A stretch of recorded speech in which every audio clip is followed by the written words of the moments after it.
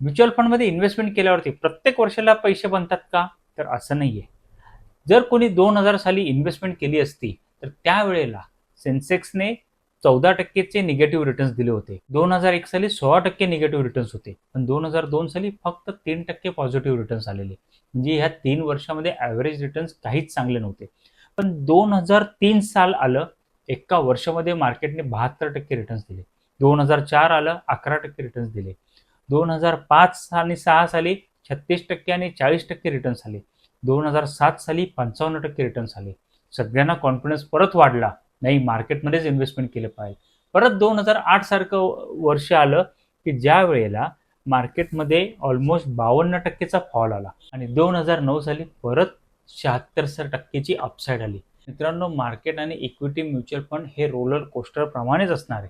इथं up and down चालू राहणारच आहे.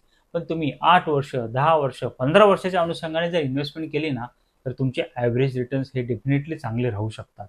सो तुमच्या गोलनुसार इन्व्हेस्टमेंट करा, लाँग टर्मसाठी इन्व्हेस्टेड राहा आणि योग्य पद्धतीने पोर्टफोलिओ क्रिएट करा. सो तुम्हाला देखील अशाच पद्धतीने काही इन्व्हेस्टमेंट करायची असेल, योग्य सल्ला हवा असेल, तर स्क्रीनवरती दिलेल्या नंबरवरती मला संपर्क करू शकता. थँक्यू.